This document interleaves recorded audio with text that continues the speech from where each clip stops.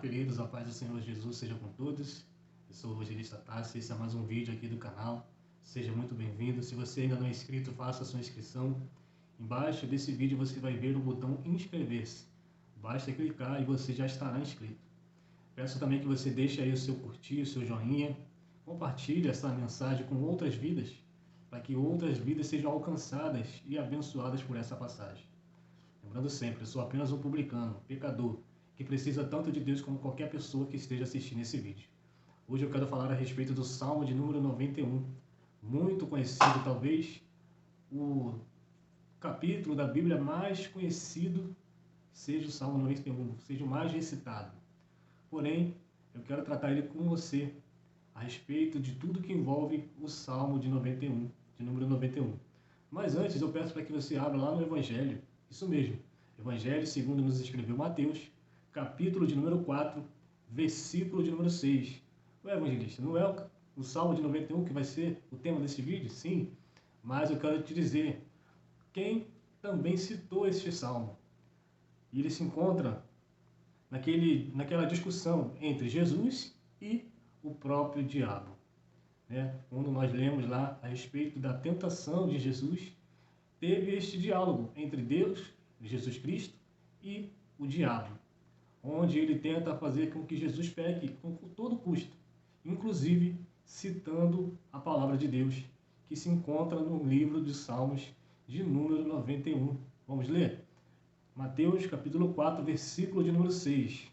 E diz assim: E disse-lhe, no caso, vamos ler o versículo 5. Então o diabo transportou a cidade santa e colocou-o sobre o pináculo do templo. E disse, o diabo disse para Jesus: Se tu és o Filho de Deus, lança-te daqui abaixo, porque está escrito: aos seus anjos dará ordem ao teu respeito, e tomar-te-ão nas mãos para que nunca tropeces em alguma pedra. E esse versículo está falando especificamente do Salmo de número 91. Então o diabo está ali tentando fazer com que Jesus pecasse, porque você sabe, Jesus, ele, apesar de ser Deus, ele era totalmente humano, então ele estava vulnerável para pecar, mas por saber quem ele é, por ser quem ele é, e principalmente pelo motivo pelo qual ele desceu à terra como homem, Jesus se manteve fiel à palavra do Senhor, se manteve fiel à vontade de Deus e ao propósito para o qual ele estava aqui na terra. O diabo, ele é assim, ele tenta confundir a pessoa a todo custo, inclusive pregando a palavra de Deus, ou melhor, usando da palavra de Deus para fazer as pessoas tropeçarem.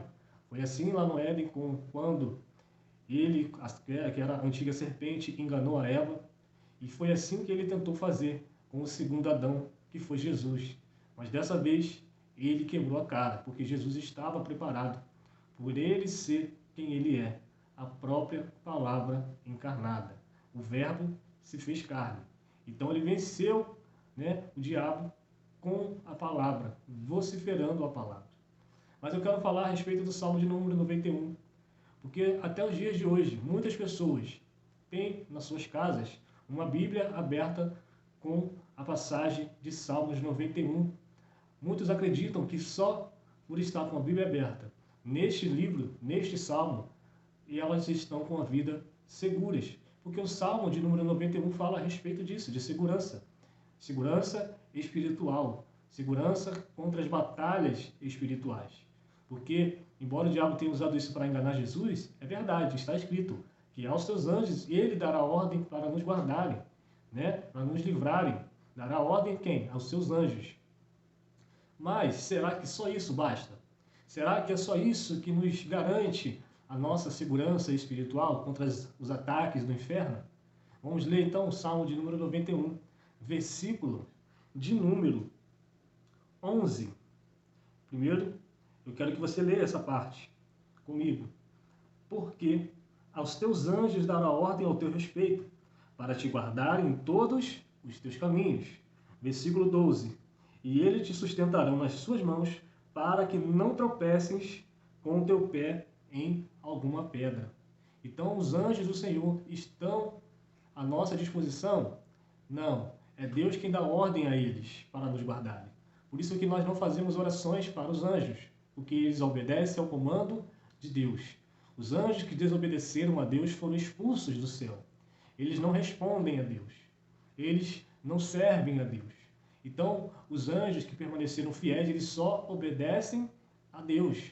Por isso que nós temos que colocar a nossa vida diante de Deus, entregar os nossos caminhos a Ele, para que Ele sim dê ordem aos seus anjos para nos guardar. Essa é a tônica da palavra do Senhor. Mas, então, o que eu posso fazer para manter a minha casa segura? Para manter a minha habitação livre dos ataques do inferno? Bom, a nossa vida é uma constante batalha espiritual. Nesse instante, mesmo que você não veja, há uma luta espiritual. Tem pessoas, da parte do mal estão sendo influenciadas para te fazerem mal. Pessoas estão sendo agora atacadas para falarem mal de você, para tramarem contra a tua vida.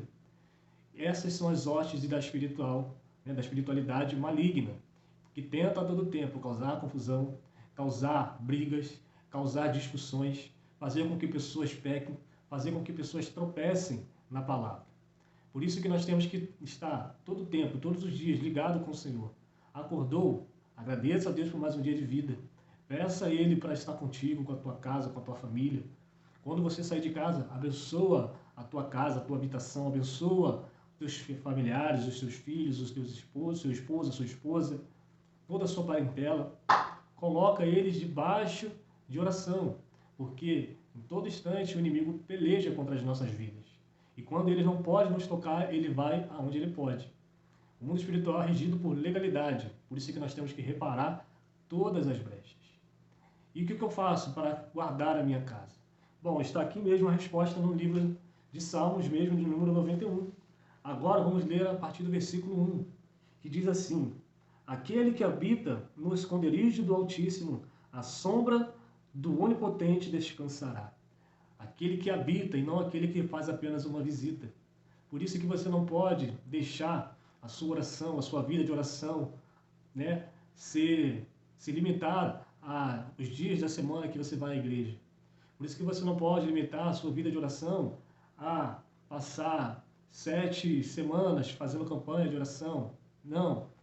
Tudo isso você deve fazer. Você tem que ir à igreja, você tem que fazer campanha sim de oração, você tem que ter um compromisso, você tem que ter um propósito por quê e por quem orar. Mas a vida de oração é muito mais além do que isso. A vida de oração se trata de não passar um instante sem falar com Deus. Você vê o próprio Senhor Jesus, que era Deus, é o Filho de Deus, ao todo tempo, em todos os momentos Jesus estava orando. Seja no monte, seja no templo, seja em qualquer lugar que ele esteja, no jardim, numa casa, Jesus estava sempre falando com o Pai. Jesus estava sempre conversando com o Pai. Jesus estava sempre ouvindo o que o Espírito Santo estava falando, porque é o Espírito Santo, através da vida de Jesus, que operava a vontade de Deus. Era através do Espírito Santo que Jesus venceu o maligno, através do Espírito Santo que Jesus operou sinais e milagres, porque ele era sensível à voz do Espírito Santo. E como eu sou sensível à voz do Espírito Santo? Quando eu tenho uma vida de oração, quando eu tenho uma vida regida pela intimidade com o Pai. Quando eu revelo aquilo que está no meu coração para o Pai, Ele também revela aquilo que está no seu coração, aquilo que está no seu conhecimento. Deus, Ele é um Deus onisciente, que vê e ouve e sente e enxerga coisas que você e eu não conseguimos. Ele ouve conversas, Ele ouve planos, Ele ouve todo e tudo ao mesmo tempo. Por isso que nós temos que ter uma relação íntima com Ele. Por isso que nós temos que habitar no esconderijo do Altíssimo. Amém? Versículo 2. Direi do Senhor, Ele é o meu Deus, o meu refúgio, a minha fortaleza, e nele confiarei. Porque Ele te livrará do laço do passarinheiro e da peste perniciosa. Ele te cobrirá com as suas penas, e debaixo das suas asas estarás seguros. A sua verdade é escudo e broquel. Não temerás espanto noturno, nem seta que voe de dia. Quer dizer, em todo instante, seja de dia, seja de noite, a minha casa está guardada. E ainda que venha noites traiçoeiras, ainda que venham pestes que assolem ao meio-dia, por saber quem eu sou, por saber quem me guarda, por saber com quem eu tenho intimidade, eu não temerei mal algum. Continuando, 1000 cairão ao teu lado e 10.000 à tua direita, mas tu não serás atingido. Somente com os teus olhos olharás e verás a recompensa do ímpio. Porque você não precisa lutar contra a carne e nem contra o sangue. É Deus quem nos justifica. É Deus que luta as nossas pelejas. Porque tu, ó Senhor, é o meu refúgio. Ó, o Altíssimo é a minha, né? É a nossa, é a tua habitação. Ele é que é a resposta que você precisa. Ele é aquele para quem você deve entregar tudo que está no teu coração. Versículo 10. Nenhum mal te sucederá, nem praga alguma chegará à tua tenda, porque aos seus anjos dará ordem ao teu respeito, para te guardar em todos os teus caminhos. E eles te sustentarão nas mãos, para que não tropeces com o teu pé em pedra. Pisarás o leão e a áspide. Calcarás aos pés o filho do leão e a serpente. Pois tão encarecidamente me amou, também eu o livrarei, pô-lo-ei no alto retiro, porque conheceu o meu nome. Olha o versículo 15, que coisa maravilhosa. E ele me invocará, e eu lhe responderei. Estarei com ele na angústia, livrá-lo-ei e o glorificarei. Dar-lhe-ei abundância de dias e lhe mostrarei a minha salvação. Ou seja, em todo tempo, Deus está conosco. Seja na batalha, seja nas lutas e principalmente Ele estará conosco até o dia da nossa salvação.